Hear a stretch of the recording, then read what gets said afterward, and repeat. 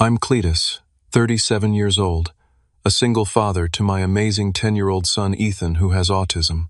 Last Thanksgiving changed everything when my niece Jessica mouthed those words while my entire family laughed.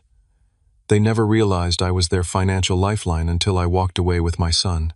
The text from Dad about the payment reminded me how they only valued what I could give them, not who we were. Little did they know I was about to teach them the most expensive lesson of their lives. Before I share this journey, let me know where you're watching from in the comments, and hit that subscribe button if you want to see how a single decision can permanently transform family relationships when respect is thrown out the window. Growing up in a wealthy family in Boston was supposed to be a privilege, but for me, it often felt more like a burden. My parents, Martin and Eleanor Wilson, built Wilson Real Estate Developments from the ground up, turning it into a multi-million-dollar empire that dominated the New England luxury market. Their success was impressive, no doubt about that, but it came with expectations that weighed on me from an early age. While my older sister Amanda thrived in the family business atmosphere, I was always the odd one out. Where she saw dollar signs and networking opportunities, I saw computer code and technological possibilities. My parents tried to hide their disappointment, but it was obvious in the way they introduced us at business functions. "This is our daughter Amanda. She'll be taking over the company someday," followed by, "And this is Cletus. He's interested in computers."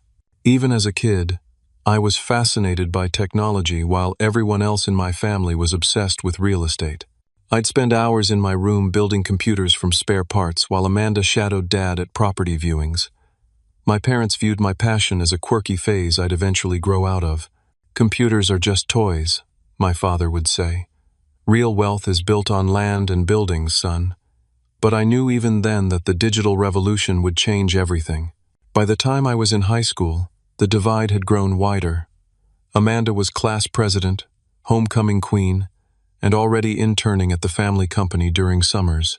I was the tech club president, building the school's first website and getting called to the principal's office not for trouble but to fix the administration's computer systems. Two different worlds, two different kinds of success, but only one that my family valued. College was my escape. While Amanda went to Harvard Business School as expected, I attended MIT against my parents' wishes. "What kind of business connections will you make there with all those nerds?" Dad had asked dismissively. But I thrived among those nerds, finally finding people who spoke my language and valued my skills. It was during my junior year that I met Sophia. She wasn't from wealth like my family, just a kind-hearted education major who wanted to teach kindergarten. She had warm brown eyes, a genuine laugh, and she looked at me like I was someone special, not someone disappointing. We married a year after graduation, much to my parents' chagrin. "A teacher?" My mother had whispered to Amanda at our wedding. "Couldn't he have found someone more suitable?" They never tried to hide these comments, assuming I wouldn't hear, or perhaps not caring if I did. When Sophia became pregnant with Ethan, we were ecstatic. I had secured a good position as an IT security specialist for a major financial firm, and Sophia was teaching at a well-regarded private school. We bought a modest but comfortable house about 45 minutes outside Boston, far enough for my family to breathe, close enough for obligatory visits. Ethan was born on a snowy January morning.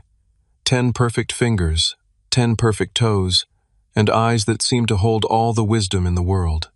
For the first 2 years, everything seemed typical, but gradually we noticed differences. Ethan wasn't meeting certain milestones. He rarely made eye contact. He became intensely focused on specific objects, particularly anything that spun. And when he became overwhelmed, which happened increasingly often, he would rock back and forth, humming a specific pattern of notes. The diagnosis came when he was 3, autism spectrum disorder. While Sophia and I researched everything we could about supporting Ethan, my family reacted with their usual blend of judgment and discomfort. "He just needs more discipline," Dad suggested. "Amanda's kids are perfectly normal," Mom would add helpfully, as if we had somehow failed as parents. The strain proved too much for Sophia. When Ethan was 4, she left us both. "I didn't sign up for this," were her last words to me. "I'm not strong enough for this life." I was devastated but refused to fall apart. Ethan needed me more than ever, and I was determined to be everything he needed. I threw myself into learning everything I could about autism. I attended support groups, hired specialists, adapted our home environment to better suit Ethan's needs, and adjusted my work schedule to be more present for him. What my family saw as burdens, I recognized as unique aspects of my extraordinary son. Ethan might not express love in conventional ways, but the way his whole body relaxed when I entered a room told me everything I needed to know. During those years of single parenting, I was also quietly building something my family never bothered to notice. Using my IT security expertise, I had developed proprietary security systems that major corporations were willing to pay handsomely for. What began as consulting work evolved into my own company, Secure Foundations, operating almost entirely in the background of my life. While my family assumed I was barely making ends meet as a single dad with a computer job, I was amassing wealth that would eventually surpass theirs. Not that they ever asked. At family gatherings, the conversation always centered around Amanda's latest luxury property development or her husband Brad's golf club achievements. My parents doted on their other grandchildren, Jessica and Jack, treating them to lavish gifts and exotic vacations. Ethan typically received gift cards, often for stores he would find overwhelming to visit. "When are you going to get a real job and give Ethan the life he deserves?" Dad would ask, completely unaware that my little computer business had recently secured a contract with 3 Fortune 500 companies. I never bothered correcting them. There was a strange comfort in being underestimated. It meant never having to live up to their impossible standards. As the years passed, I accepted our position in the family hierarchy. Amanda was the golden child, the worthy heir.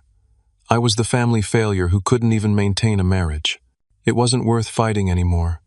I just focused on creating the best life possible for Ethan and myself, showing up at family events out of obligation rather than desire.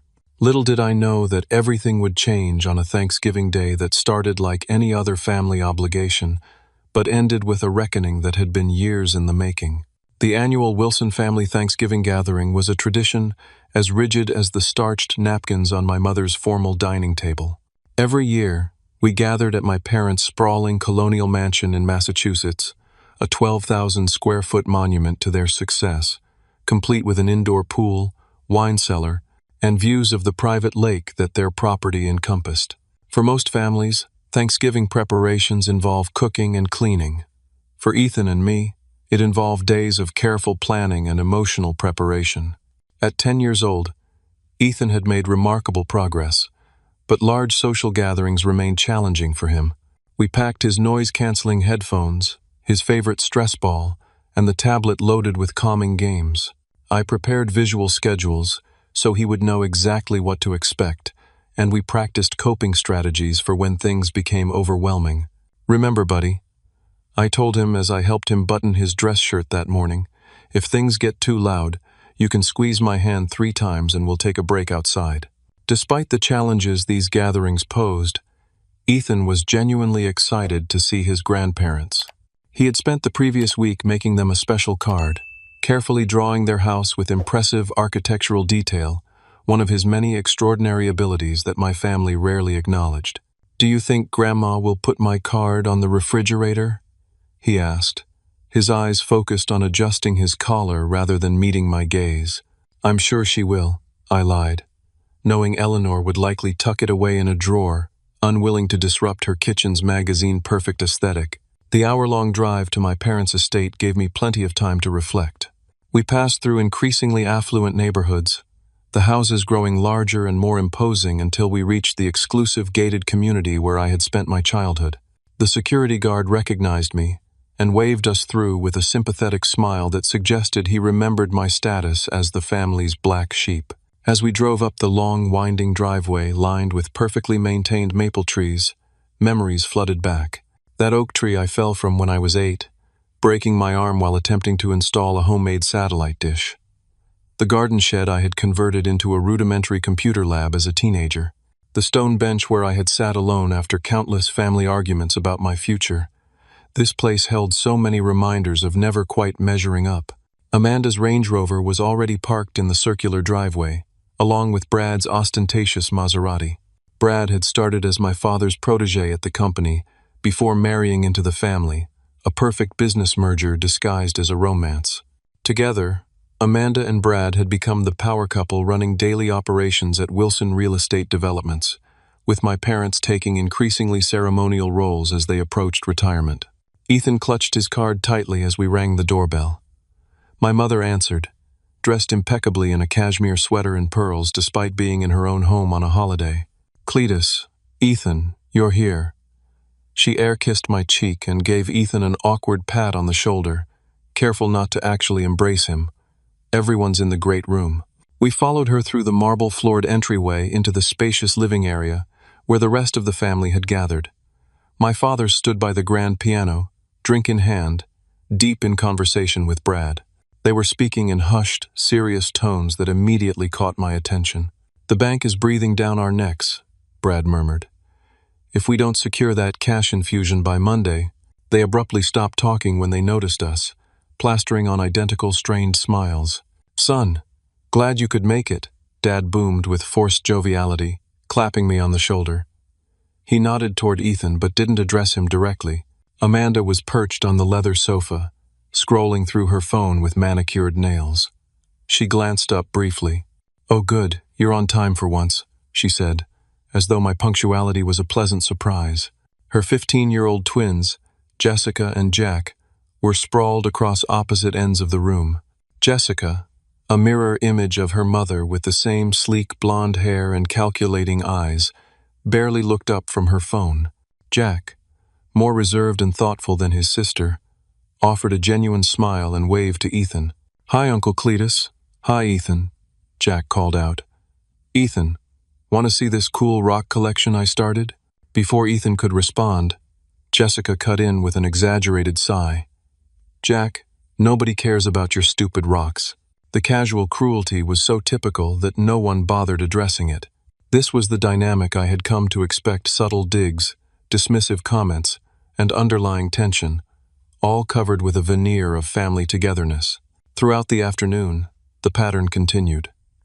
When Ethan excitedly flapped his hands while describing a dinosaur documentary he loved, I caught Jessica rolling her eyes at her mother. When he needed to pace the perimeter of the room to regulate his sensory input, Brad muttered something about discipline just loudly enough for me to hear. I kept my responses measured and calm, as I always did.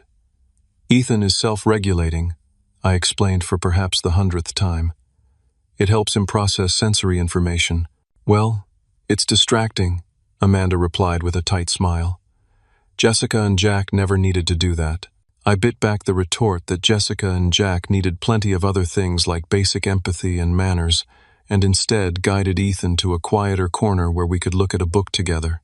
What truly caught my attention, however, was a conversation I overheard between my father and Brad when they thought I was out of earshot. I had gone to the kitchen to get Ethan a glass of water when I heard them in my father's adjacent study. "The Henderson deal falling through couldn't have come at a worse time," Brad was saying. "The investors are getting nervous, and with interest rates rising." I know," my father replied, sounding uncharacteristically defeated. "Thank God Cletus agreed to the loan. 500,000 should keep things afloat until the Riverside development comes through." I froze, glass in hand. The previous week, my father had called me with an unusual request. For the first time in my adult life, he had asked me for help, a temporary loan to address what he described as a minor cash flow issue at the company. He had been vague about the details, but emphasized it was just a formality, a short-term solution. I had agreed, partly out of curiosity, and partly because, despite everything, they were still family. The transfer was scheduled for the following day. What struck me now was the desperation in their voices. This wasn't a minor issue. This sounded like the company was in serious trouble, and they had turned to me, the family disappointment, as their financial savior. The irony might have been amusing if it wasn't so revealing of their character. For years, they had ignored my advice about diversifying their investments and embracing technology in their business model. Real estate is about handshakes and eye contact, not computers and code. My father had dismissed when I suggested creating virtual property tours 5 years ago. That technology was now standard in the industry, and competitors had gained significant market advantage. Similarly, when I had warned them about investing heavily in commercial real estate right before the pandemic, they had laughed at my concerns. "People will always need office space," Brad had said confidently. Those properties now stood largely vacant, bleeding money with each passing month. I returned to the great room, seeing my family through new eyes. They weren't just emotionally bankrupt in their treatment of Ethan and me. Their business was potentially on the verge of actual bankruptcy, and they had no idea that I knew.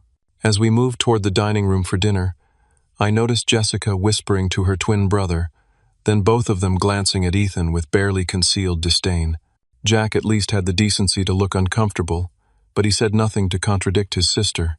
The stage was set for what would become the most significant Thanksgiving of our lives, though not for any reason my family might have anticipated. The formal dining room in my parents' home had always intimidated me, even as a child. Crystal chandeliers hung from coffered ceilings, illuminating the gleaming mahogany table that could comfortably seat 20. The walls were adorned with original oil paintings of stern-looking Wilson ancestors and landscapes of properties the family had developed over generations. My mother had outdone herself with the table setting. Bone china plates rested on gold chargers, flanked by sterling silver flatware and crystal goblets. The centerpiece featured an elaborate arrangement of autumnal flowers, gourds, and candles that must have cost more than what many families would spend on their entire Thanksgiving dinner. Ethan immediately tensed as we entered the room. The flickering candlelight, the excessive table settings, the echoing acoustics all created a sensory minefield for him. I gave his shoulder a gentle squeeze. "Remember our strategy," I whispered. "Count to 10 if it gets overwhelming, and focus on one thing at a time." He nodded, his fingers fidgeting with the edge of his shirt. I had requested we be seated near an exit in case Ethan needed a break, but instead found our place cards positioned directly under the largest chandelier, with Ethan sandwiched between Amanda and Jessica, the two least accommodating members of the family. "Mom," I said quietly, "would it be possible to switch our seats to somewhere a bit quieter?" The chandelier might be too much for Ethan. Eleanor glanced around the table with visible annoyance. "Everything is arranged perfectly for proper dinner conversation, Cletus. Perhaps if Ethan had more exposure to formal settings, he would adjust better."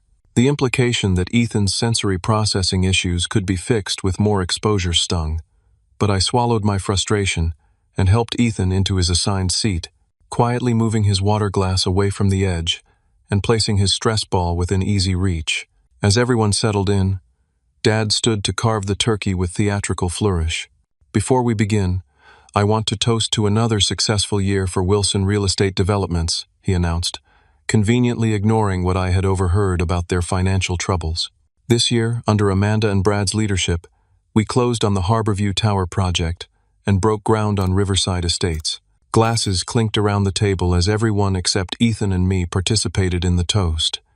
Ethan was focused on carefully arranging his silverware in perfect alignment, a soothing ritual that helped him manage his anxiety. "Speaking of Riverside," Amanda said, serving herself a generous portion of cranberry sauce, "we just finalized the marketing campaign. The first phase is already 70% pre-sold." "That's our girl," Mom beamed, "always exceeding expectations." "We actually just got back from touring potential sites in Aspen," Brad added, swirling his expensive bourbon. "We're thinking of expanding the Wilson brand to luxury ski properties." "Aspen was divine," Amanda sighed. "We stayed at the Street Regis and did some early Christmas shopping. Jessica, show Grandma those boots we got you." Jessica proudly extended her leg under the table to display what looked like perfectly ordinary boots that probably cost more than a month of Ethan's therapy. "Limited edition," she announced smugly. "Only 20 pairs made." My parents oohed and ahed appropriately, while I focused on helping Ethan navigate the overwhelming array of food options being passed around. He only ate certain foods with specific textures, another aspect of his autism that my family found inconvenient rather than simply a different way of experiencing the world. "Nothing for Ethan again?" my mother noted with a frown as I placed only mashed potatoes and plain turkey on his plate. "He needs to expand his palate, Cletus." Jessica and Jack were eating curry by his age. "Ethan has sensory processing differences," I explained, for what felt like the thousandth time. Certain textures and flavors can be physically uncomfortable for him. Sounds like an excuse for picky eating to me, Brad muttered just loudly enough to be heard. Beneath the table, I felt Ethan begin to rock slightly, a self-soothing motion that helped him regulate when anxiety built up. The movement was barely perceptible, but Jessica immediately noticed and nudged her mother, rolling her eyes. Throughout the meal, the conversation revolved exclusively around Amanda and Brad's business ventures, their children's accomplishments, and vacation properties the family was considering. No one asked about Ethan's recent science fair victory or my business developments. It was as if our lives existed in a parallel universe, visible but not worthy of acknowledgement. Halfway through dinner, I noticed Jessica texting under the table, occasionally showing her phone to Jack and suppressing laughter. From the way her eyes darted toward Ethan, I knew with certainty they were discussing him. When Ethan began quietly humming another self-regulation technique, Brad cleared his throat loudly and gave me a pointed look. "Cletus, perhaps you could address that?" he said, gesturing toward Ethan with his fork. "Address what exactly, Brad?" I asked, keeping my voice deliberately calm. "The humming. It's disruptive to dinner conversation." Before I could respond, Amanda jumped in. "We're just trying to maintain certain standards, Cletus. Is that so wrong?"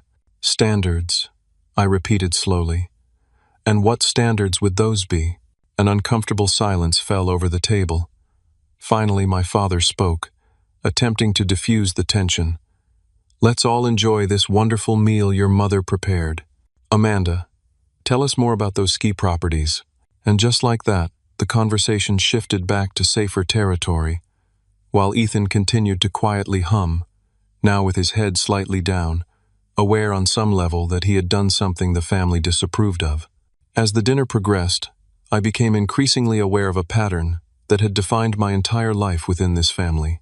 Any time I had offered business insights like suggesting they invest in tech stocks back in the early 2000s, or warning them against over-leveraging on commercial properties, my advice was dismissed with condescending smiles.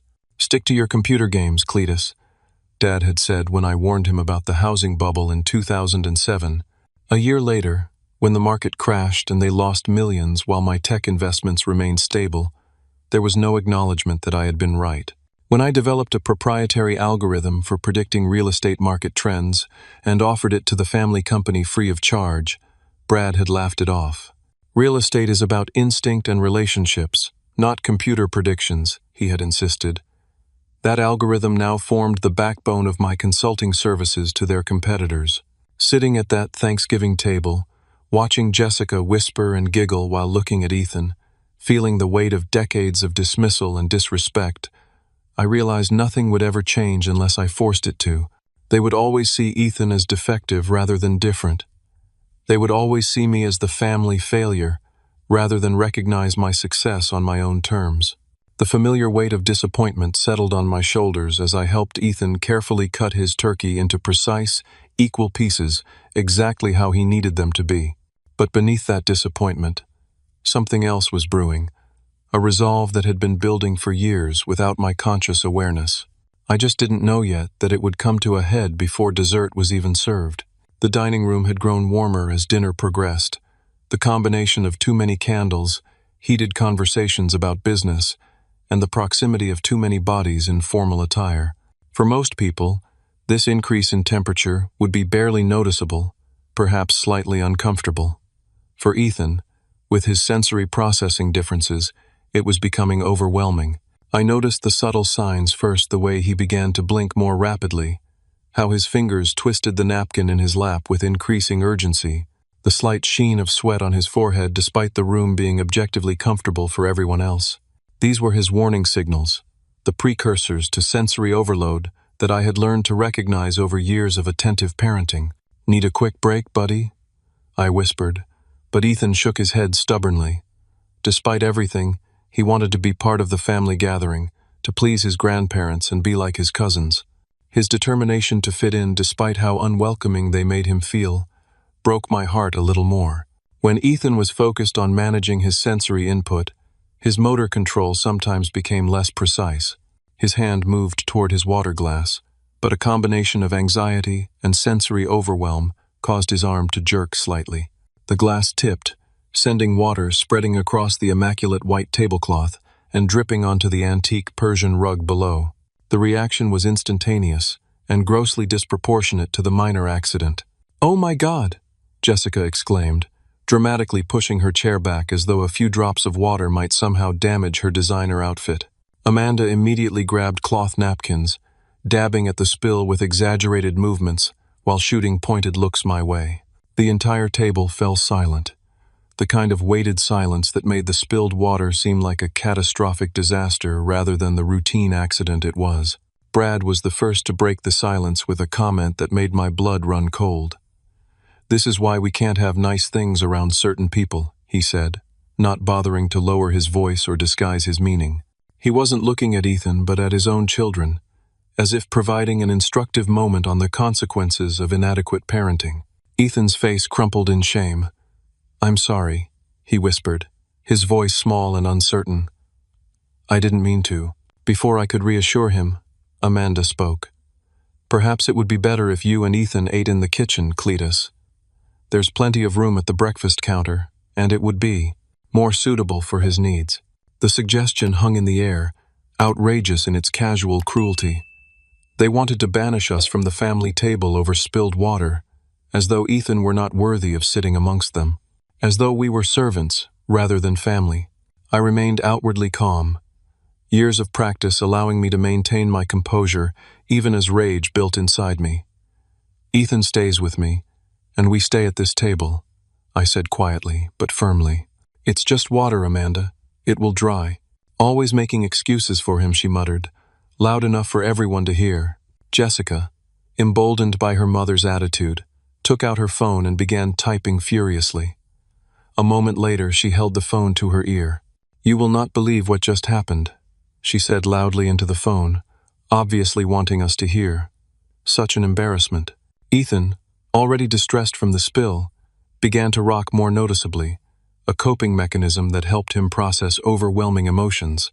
His movements were subtle, a gentle back and forth that wouldn't have been disruptive in any reasonable environment. "Dad," Amanda said sharply, "can't you do something about this situation?" My father cleared his throat uncomfortably, caught between family politics and basic decency. "Cletus, perhaps Ethan does need a little break, just until he's calmer." The fact that my own father would suggest removing his grandson from the family table over behaviors that harmed no one revealed everything about our family dynamic.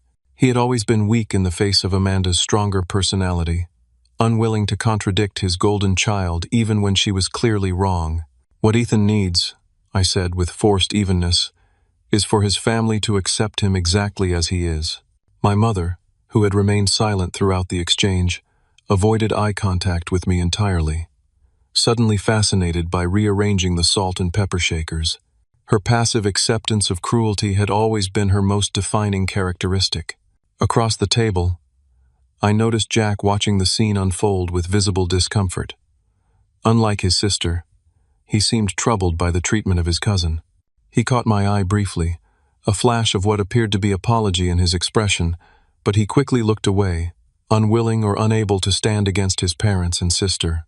As the tension thickened, I found myself recalling similar scenes from throughout Ethan's life, the family Christmas, when Ethan wasn't included in the gift exchange because he wouldn't appreciate the presents anyway, the summer barbecue where he was relegated to a separate table because his need for specific foods was too much trouble, the countless times I had overheard family members describing him as Cletus's problem child when they thought I couldn't hear.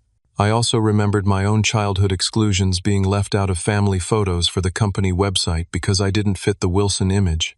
Having my computer science scholarship to MIT dismissed as playing with toys, while Amanda's business school acceptance was celebrated with a party for 200 guests. The way my father introduced me as his other child at business functions. The pattern was so clear, so consistent, and so unlikely to ever change without dramatic intervention. The realization settled over me with surprising clarity. Nothing I could say would ever make them see Ethan or me differently. No amount of patience, explanation, or family loyalty would ever transform them into the supportive family we deserved. Ethan's rocking increased slightly as Jessica continued her performative phone conversation, now describing Ethan as if he were an inconvenience rather than a person. "I have to deal with this every holiday," she complained to whoever was on the other end of the line. "It's like we can't have one normal family gathering." Brad nodded in agreement with his daughter's assessment, adding, "Some people simply don't understand appropriate social behavior." I placed my hand gently on Ethan's back, providing the deep pressure that often helped ground him during stressful situations. "You're doing great, buddy," I whispered. "Nothing to be ashamed of." Amanda snorted at my comment. "That's the problem, isn't it? You never correct his behavior. Jessica and Jack knew how to behave at the table when they were 3, let alone 10. The comparison was so unfair, so fundamentally ignorant of Ethan's neurology, that I found it increasingly difficult to maintain my composed facade. These were not strangers who might be forgiven for their ignorance.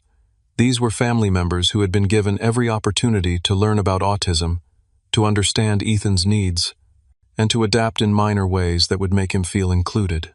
Instead, they had chosen, repeatedly and consistently, to view him as defective, as an embarrassment, as a failure of my parenting rather than a child with different but equally valuable ways of experiencing the world. As the meal continued in strained silence, interrupted only by Jessica's ongoing commentary to her friend, I felt something shift within me. Years of accumulated hurt, disappointment, and anger crystallized into a calm, clear certainty. We deserved better than this. Ethan deserved better than this.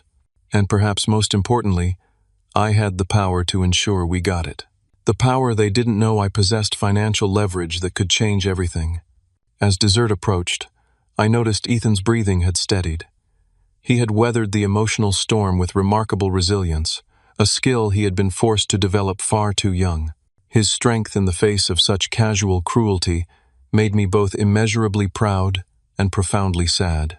What happened next would test that resilience even further, but it would also set in motion a reckoning that had been years in the making. My mother rose to clear the dinner plates, her movements precise and practiced, like everything else she did. "I'll bring out the desserts," she announced with forced brightness, as if the previous tensions could be erased with the promise of pumpkin pie. Ethan perked up immediately. While he had strict preferences about most foods, desserts were his joy, particularly the smooth, consistent texture of pumpkin pie. It was one of the few traditional Thanksgiving dishes he genuinely looked forward to. "Pie time?" he asked me quietly, his eyes brightening with anticipation. "Yes, buddy. Grandma's bringing the pies soon," I assured him, grateful for anything that might improve this disastrous evening. My mother returned with an elaborate dessert cart, showcasing not just the traditional pumpkin pie but also pecan, apple, and chocolate mousse options, along with fresh whipped cream and vanilla ice cream. It was an impressive spread, the kind designed to impress rather than merely satisfy. Jessica's phone conversation had finally ended, but she immediately started a new one, ignoring the family rule about phones at the table, a rule that was apparently only enforced when convenient. "They're still here," she whispered loudly into the phone, making no attempt to disguise her meaning as she glanced toward Ethan and me. Ethan, focused entirely on the approaching dessert cart, didn't notice her comment. His excitement built as my mother began serving, starting predictably with Amanda and Brad, then Jessica and Jack, then my father, before finally approaching our side of the table. "Pie, please," Ethan said, his voice slightly louder than usual due to his excitement. "Pumpkin pie, please." It was a perfectly reasonable request, politely phrased. In any normal family, it would have been met with a smile and immediate fulfillment. But Jessica seized the opportunity to express her disgust with an exaggerated eye roll and an audible, dramatic sigh. And then it happened.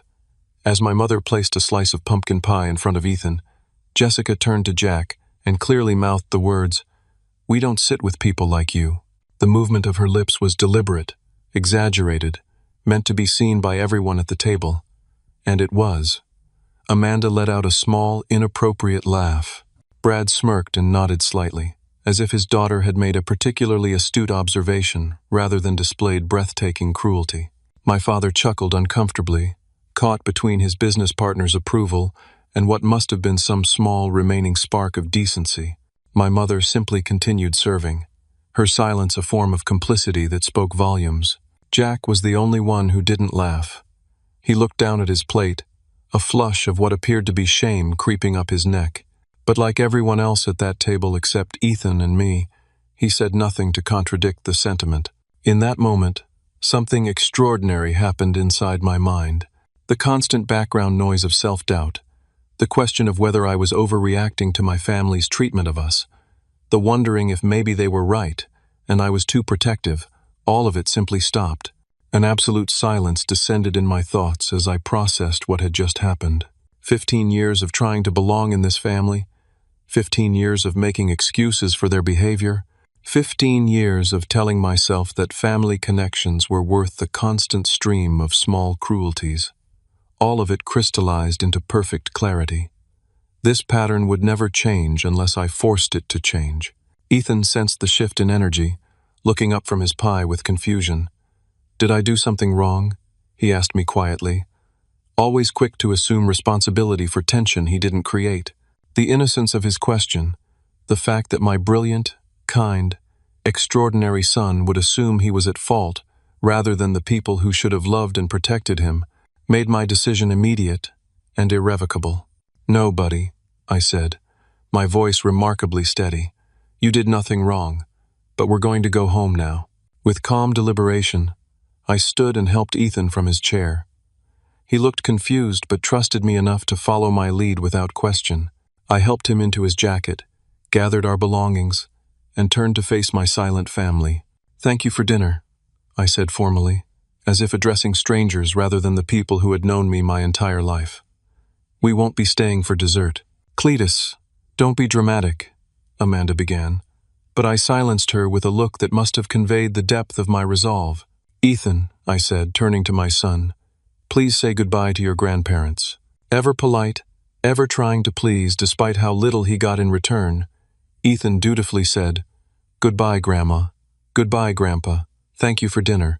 My parents looked stunned, as if they couldn't comprehend that their actions might have consequences. "Surely you're not leaving over a little joke," my father said, his voice revealing the first hint of concern not for our feelings, but for the scene we might cause. "It wasn't a joke," I replied simply. "It was cruelty. And we're done with it." As I took Ethan's hand and walked toward the door, I felt my phone vibrate in my pocket. I checked it as we reached the foyer, away from the stunned faces still seated at the dining table. It was a text from my father. "Payment tomorrow, right?" The audacity was breathtaking. Even now, with the fragments of our relationship scattered across his dining room, his primary concern was the money I had promised. Not an apology, not concern for his grandson's feelings, but confirmation of financial support. I typed a response without hesitation. "Not my problem." 3 simple words that I knew would land like a bomb once their implications became clear. The drive home was quiet, with Ethan falling asleep within minutes, emotionally exhausted from the ordeal. As I navigated the dark roads back to our home, I felt an unexpected sense of peace settling over me. For years, I had carried the weight of trying to belong in a family that fundamentally didn't want us as we were. Putting down that burden felt like taking a full breath for the first time in decades. By the time we pulled into our driveway, Ethan was in deep sleep, his face relaxed and peaceful in a way it hadn't been all evening. I carried him inside and tucked him into bed, brushing his hair back from his forehead and whispering, "I promise things will be different now." As he slept, I sat in our comfortable living room, surrounded by the life we had built together, the specialized sensory equipment that helped Ethan thrive, the technology that facilitated both my business and his education, the photos of our adventures together. This was our real home, our real life. Not the mansion with its cold perfection, but this space filled with understanding and acceptance. My phone began to light up with messages from my family, first confused, then demanding, then increasingly desperate as the implications of my text message sank in. I silenced it without reading more, knowing that tomorrow would bring a reckoning none of them were prepared for. What they didn't know, what they had never bothered to learn, was that the family disappointment they had dismissed for so long was now the only person who could save them from financial ruin. And for the first time in my life, I wasn't sure I wanted to. The following morning dawned crisp and clear, sunlight filtering through the blinds of our modest but comfortable three-bedroom home in the suburbs. It was nothing like my parents' mansion, but it was filled with something their house had always lacked: unconditional acceptance. Ethan was still sleeping, his body recovering from the emotional overload of the previous evening. I moved quietly through our morning routine, preparing his favorite breakfast of plain pancakes cut into perfect triangles, precisely how he preferred them. My phone, which I had silenced the night before, displayed 27 missed calls and 42 text messages when I finally checked it. They ranged from my father's initial confusion, "What do you mean not my problem?" to increasingly desperate pleas as the night progressed. The most recent, sent at 5:32 a.m., revealed just how serious the situation had become. "Cletus, this isn't a game. The company will collapse without that loan. We have payroll to meet on Monday and investors expecting a presentation. Call me immediately." I scrolled through the others, noting the progression from annoyance to panic. "Amanda, stop being childish. Jessica is just a teenager. Come back and act like an adult." "Brad, your father needs that transfer today. Whatever your issues, don't punish the whole family." "Mom, after everything we've done for you and Ethan, this is how you repay us? Your father hasn't slept all night." The lack of apology, the absence of any recognition of what had actually transpired, was telling. Even now, faced with serious consequences, they viewed the situation entirely through the lens of how it affected them, not how their behavior had affected Ethan. I had just set Ethan's breakfast on the table when my father called again. After a moment's consideration, I answered. "Finally," he exclaimed, foregoing any greeting. "Cletus, I need you to make that transfer immediately. The bank is calling us hourly, and we have a meeting with investors at 2. Without that cash infusion, we're looking at potential bankruptcy." "Good morning to you too, Dad," I replied calmly. "Is there something else you wanted to say to me? Perhaps about last night?" There was a momentary pause, followed by an exasperated sigh. "Look, if Jessica hurt your feelings with some teenage comment, I'm sure she's sorry, but this is serious business, son. This is the family legacy at stake." "Is she sorry?" I asked. "Because I haven't heard that from her, or from you, or from anyone else who sat at that table and laughed while my son was humiliated." Another pause, longer this time. "Cletus, I'm talking about the company your grandfather built, that your mother and I expanded, that will someday belong to Ethan too. Are you really going to risk all that over a misunderstanding?" His framing was so fundamentally dishonest that I almost laughed. "It wasn't a misunderstanding, Dad. It was the culmination of years of disrespect toward Ethan and me. And as for the company someday belonging to Ethan, we both know that's not true. You, Amanda, and Brad have made it abundantly clear that Ethan isn't considered a legitimate heir to anything." "That's not fair," he protested weakly. "What's not fair," I countered, "is treating your grandson like an embarrassment because his brain works differently than yours. What's not fair is allowing your granddaughter to openly mock him without consequence. What's not fair is caring more about a bank transfer than the damage you've done." "What do you want from me, Cletus?" he asked, a rare note of defeat in his voice. "I want what I've always wanted, respect and acceptance for Ethan and me. But I've realized I can't make you give that to us. What I can do is remove us from situations where we're treated as less than." "And the loan?" he pressed, ever focused on the bottom line. "I'll need time to think," I replied. "I suggest you start making alternate arrangements." I ended the call and blocked the number temporarily, needing space to process without the constant interruptions. I did the same with Amanda, Brad, and my mother, leaving only Jack's number unblocked, having sensed something different in him. As if on cue, a text came through from Jack. "Uncle Cletus, I'm really sorry about what happened last night. I should have said something when Jessica was being mean. Ethan doesn't deserve to be treated that way.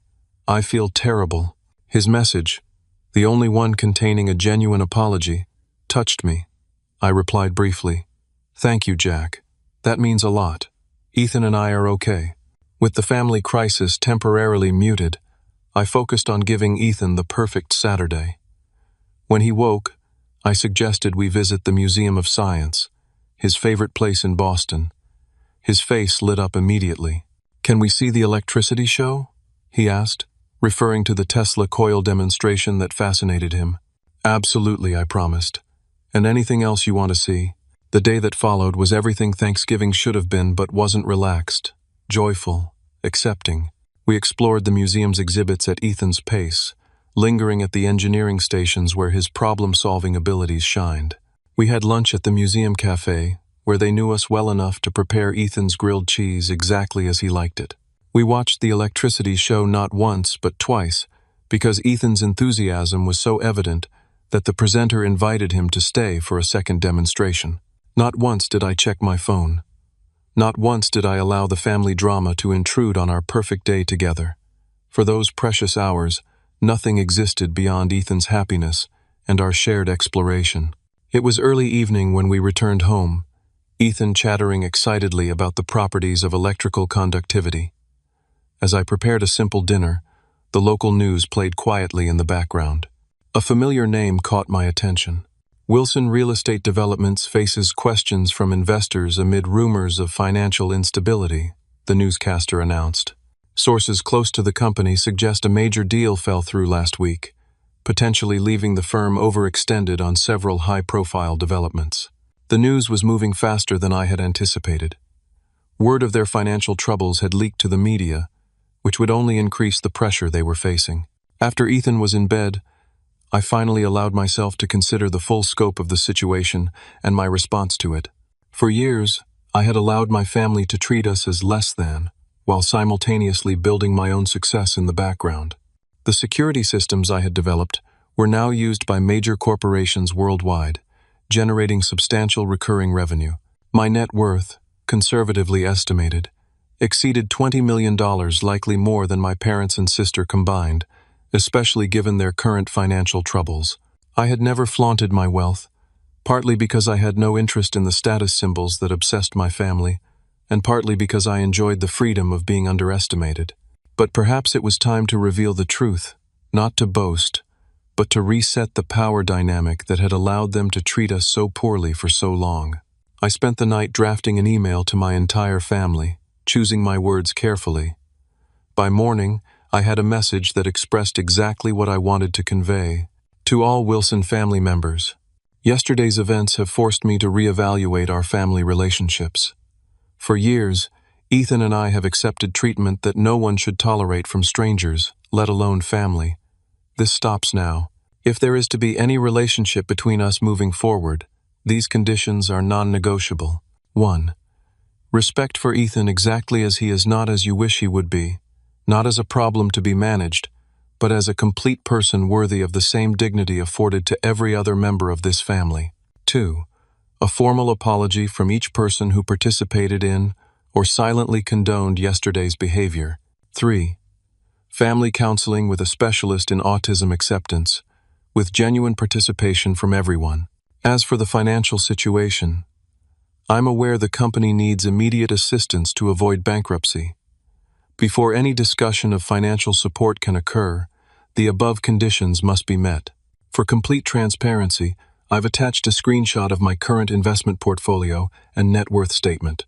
Perhaps now you'll understand why I found it particularly ironic when you suggested Ethan and I needed your financial support, rather than the other way around. I've decided to reevaluate all family relationships, including financial ones. I'll be available to discuss this further once you've had time to process. Cletus. I attached the financial documentation showing my net worth of just over $22 million, with the subject line, Family Values. After sending the email, I took Ethan to the park, leaving my phone at home. Whatever explosion resulted from my message, I wanted us to be beyond its immediate blast radius. When we returned hours later, my voicemail was full, and my email inbox had exploded. Most surprising was a message from my father's personal assistant, informing me that an emergency family meeting had been called at the mansion for 5 p.m., with my attendance urgently requested. The tone had shifted dramatically from demanding to pleading, from dismissive to desperate. The single message about reevaluating financial relationships had indeed turned their laughter into panic, just as I had known it would. What I hadn't fully anticipated was how empowering it would feel to finally set boundaries that could not be ignored.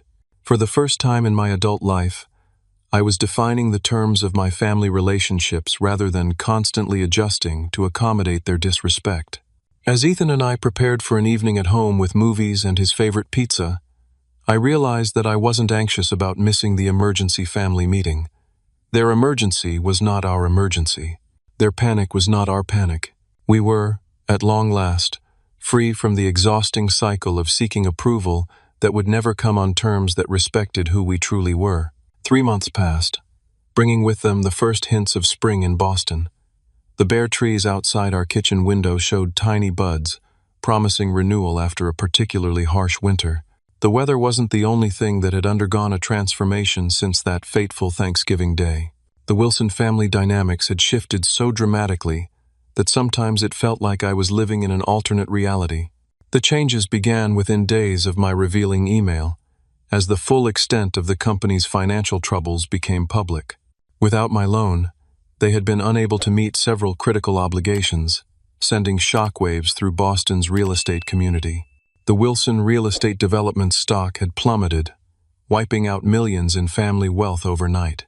My father, facing the real possibility of losing everything, had finally called me with something resembling genuine humility. "We need to talk," he had said simply, without demands or accusations. That conversation led to a series of negotiations that resulted in a fundamental restructuring of both the family business and our personal relationships. I had agreed to provide the necessary capital to stabilize the company, but only as an investment with specific conditions, not as a gift or loan. Those conditions included not just financial terms, but personal ones as well.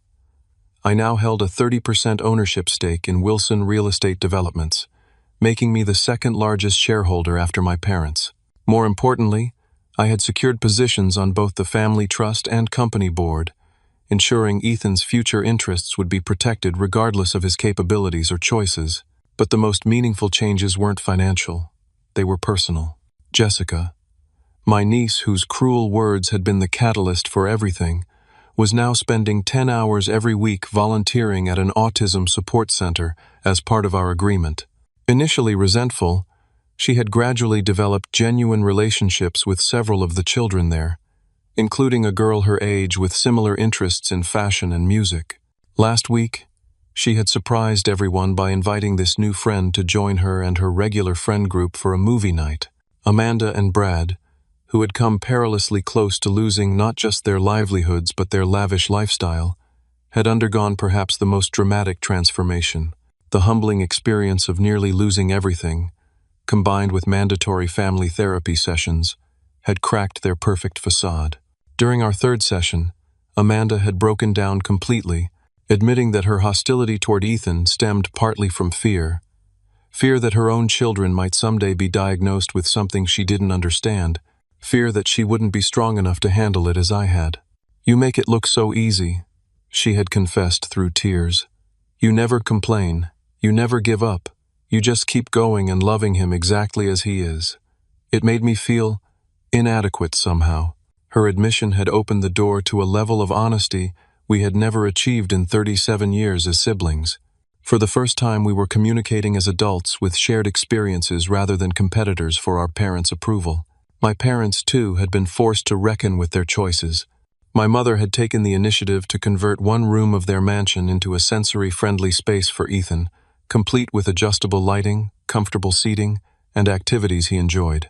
She had consulted with specialists and asked for my input every step of the way, showing a level of interest in his needs that I had previously thought impossible. My father had been slower to change, his pride making it difficult to admit his mistakes.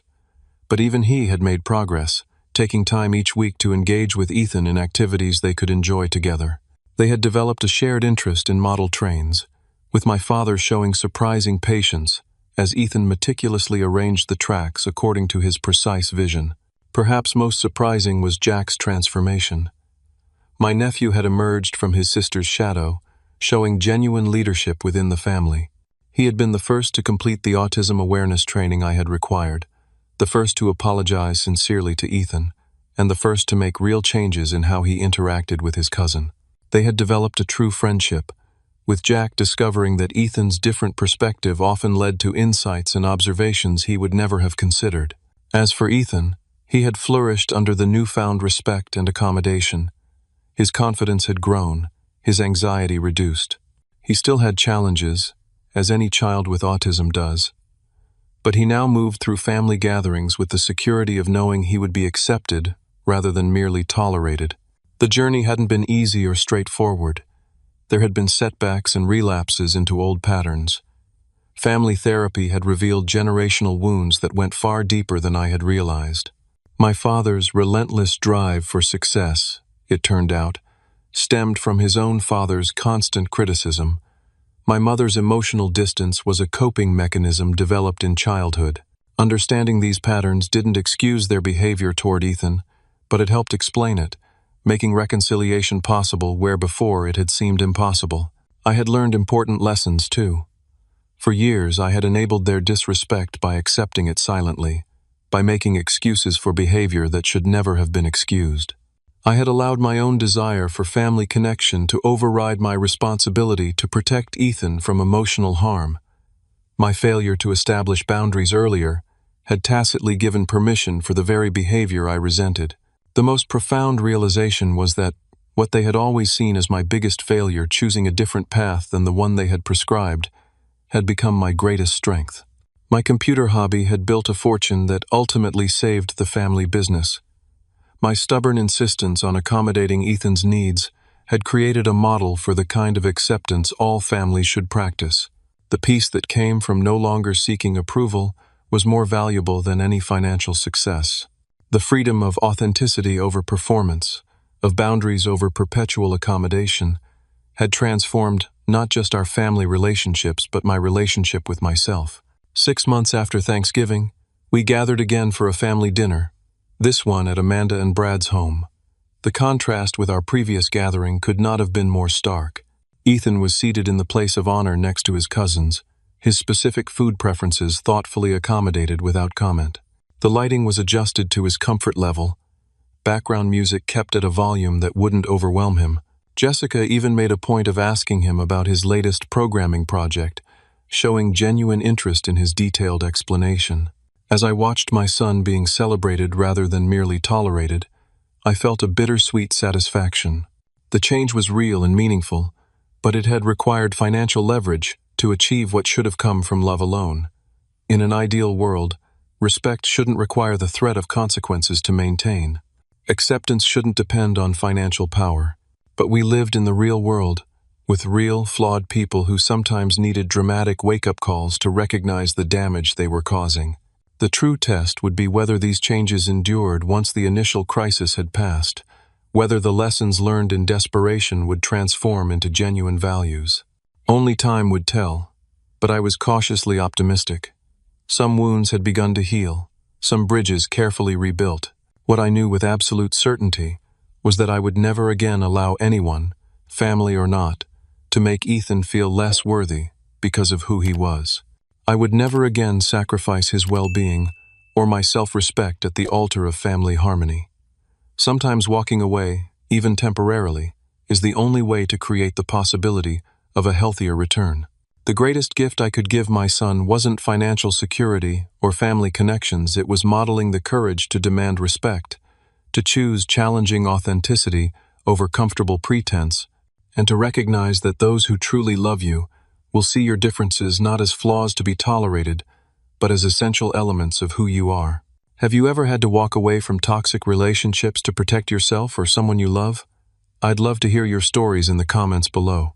If this resonated with you, please hit the like button and subscribe to hear more stories about standing up for what's right, even when it's difficult. Share this with someone who might need to be reminded of their worth today. Thank you for listening. And remember, teaching people how to treat you and your loved ones is sometimes the most important lesson you'll ever deliver.